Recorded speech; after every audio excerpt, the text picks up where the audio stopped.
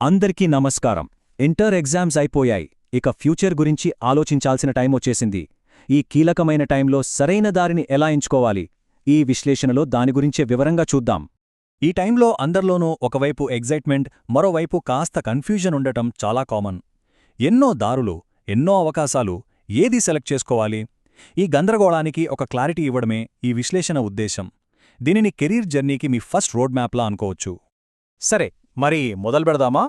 First, biology, physics, chemistry అంటే మన BPC చదివిన వాళ్ల కోసం ఉన్న దారులేంటో చూద్దాం. మెడిసిన్ దగ్గర్నుంచి రీసెర్చ్ వరకు ఈ ఫీల్డ్లో చాలా అవకాశాలున్నాయి. ఇదిగో, ఇది బీపీసీ స్టూడెంట్స్ కోసం ఉన్న కెరీర్ ల్యాండ్స్కేప్. వామో, ఇది చూడ్డానికి కొంచెం పెద్దదిగా, కాంప్లెక్స్గా అనిపించొచ్చు, కానీ అస్సలు కంగారుపడొద్దు. ఇందులో మెడిసిన్, అలైడ్ సైన్సెస్, రీసెర్చ్ లాంటి చాలా విభాగాలు ఉన్నాయి.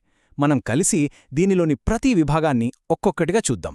బీపీసీ అనగానే సహజంగా మనకు గుర్తొచ్చేది మెడిసిన్. ఎంబీబీఎస్ కోసం నీట్ లేదా ఏపీసీటీ ఎగ్జామ్స్ ఎంత ముఖ్యమో మనందరికీ తెలుసు. దాంతోపాటే జెనెటిక్స్, ఫార్మసీ లాంటి ఫీల్డ్స్ కూడా ఇప్పుడు చాలా ఫాస్ట్గా ఎదుగుతున్నాయి.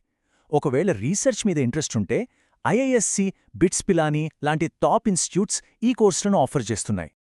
ఇక్కడొక ఇంట్రెస్టింగ్ విషయం ఏంటంటే, బయోటెక్నాలజీ లాంటి మోడర్న్ ఫీల్డ్స్కి ఎంపీసీ స్టూడెంట్స్ కూడా అర్హులేనమాట. ఇది టెక్నాలజీకి, బయాలజీకి మధ్య ఒక బ్రిడ్జ్ లాంటిది. అలాగే మన దేశానికి వెన్నెముక లాంటి అగ్రికల్చర్ ఫీల్డ్, ఇంకా సముద్ర జీవుల గురించి చదివే మెరైన్ బయాలజీ ఇలాంటి స్పెషల్ ఫీల్డ్స్లో కూడా అద్భుతమైన కెరియర్ అవకాశాలున్నాయి. ఓకే, మనం నెక్స్ట్ సెక్షన్కి వెళ్లే ముందు ఈ రెండు మెయిన్ సైన్స్ దారుల మధ్య ఉన్న బేసిక్ డిఫరెన్స్ ఏంటో చూద్దాం. బీపీసీ ఎక్కువగా లైఫ్ సైన్సెస్ మీద ఫోకస్ చేస్తే, ఎంపీసీ టెక్నాలజీ, మ్యాథ్స్ మీద ఫోకస్ చేస్తుంది. అందుకే నీట్ ఒక దారి అయితే జేఈ ఇంకో దారి అనమాట. Simple, right? ఇప్పుడు మనం మ్యాథమెటిక్స్, ఫిజిక్స్, కెమిస్ట్రీ అంటే ఎంపీసీ స్టూడెంట్స్ ప్రపంచంలోకి ఎంటర్ అవుతున్నాం. ఇది టెక్నాలజీ, ఇన్నోవేషన్ ఇంకా ఇంజనీరింగ్ వైపు నడిపించే ఒక పెద్ద దారి. ఇదిగో, ఇది ఎంపీసీ స్టూడెంట్స్కి అందుబాటులో ఉన్న అవకాశాల పూర్తి పిక్చర్. ఇంజనీరింగ్ నుంచి డేటా సైన్స్ వరకు ఇక్కడ చాలా ఎగ్జైటింగ్ కెరీర్ దారులున్నాయి. వీటిలో కొన్నింటి గురించి ఇప్పుడు వివరంగా చూద్దాం. ఇంజనీరింగ్ కోసం జేఈఈ మెయిన్, అడ్వాన్స్డ్ ఎంత ముఖ్యమో, ఆర్కిటెక్చర్ కోసం నాటా కూడా అంతే ముఖ్యం. ఇక్కడ ఇంకో ఇంట్రెస్టింగ్ విషయం ఏంటంటే, ఇంజనీరింగ్కి ఫేమస్ అయిన ఐఐటీలు ఇప్పుడు యూసీఈడీ అనే ఎగ్జామ్ ద్వారా దేశంలోనే టాప్ డిజైన్ ప్రోగ్రామ్స్ని కూడా ఆఫర్ చేస్తున్నాయి. అంటే క్రియేటివిటీ, టెక్నాలజీ రెండింటికి బెస్ట్ కాంబినేషన్ అన్నమాట. ఈ టేబుల్ చూస్తే మనకు ఫ్యూచర్ రెడీ ఫీల్డ్స్ కనిపిస్తాయి. డేటా సైన్స్, యాక్చురియల్ సైన్సెస్ ఇలాంటి వాటికి భవిష్యత్తులో చాలా డిమాండ్ ఉంటుంది. ఐఎస్ఐ, ఐఐఎస్సి లాంటి సంస్థలు వీటిలో టాప్లో ఉన్నాయి. అలాగే ఫిజిక్స్ లాంటి కోర్ సైన్స్లో రీసెర్చ్ చేయాలనుకునే వాళ్ళకి ఐఐఎస్ఆర్ఎస్లు, ఐఐటీలు బెస్ట్ ఆప్షన్స్. మనం ఇందాక కేవీపీవై అనే పదం విన్నాం కదా, అదేంటో సింపుల్గా చెప్తాను. ఇది కేవలం ఒక ఎగ్జామ్ కాదు, సైన్స్లో రీసెర్చ్ చేయాలనే ప్యాషన్ ఉన్న స్టూడెంట్స్ని గుర్తించి వాళ్లకి ఫైనాన్షియల్గా సపోర్ట్ చేసే ఒక సూపర్ స్కాలర్షిప్ ప్రోగ్రామ్ అన్నమాట. సరే, ఇప్పుడు మనం మూడో ప్రధాన మార్గం వైపు వెళ్దాం. ఆర్ట్స్ అనగానే చాలామంది కొంచెం తక్కువగా అంచనా వేస్తారు. కానీ ఈ రంగంలో ఉన్న అవకాశాలు చూస్తే నిజంగా ఆశ్చర్యపోతారు. ఈ చార్ట్ చూడండి. ఆర్ట్స్ అంటే ఎంత డైవర్స్గా ఉంటుందో ఇట్టే అర్థమవుతుంది. లా, మేనేజ్మెంట్ లాంటి ప్రొఫెషనల్ కోర్సుల నుంచి డిజైన్, జర్నలిజం లాంటి క్రియేటివ్ ఫీల్డ్స్ వరకు ఎన్నో దారులున్నాయి.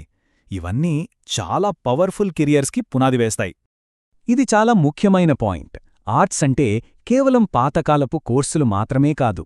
ఈ రోజుల్లో ఎంతో డిమాండున్న చాలా ప్రొఫెషన్స్కి ఇదొక స్ట్రాంగ్ ఫౌండేషన్. ఇప్పుడు ఆ దారులేంటో చూద్దాం.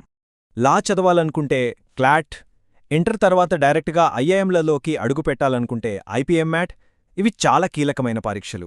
ఇక్కడ గమనించాల్సిన విషయం ఏంటంటే, ఈ రంగాల్లోకి సైన్స్, కామర్స్ స్టూడెంట్స్ కూడా రావచ్చు.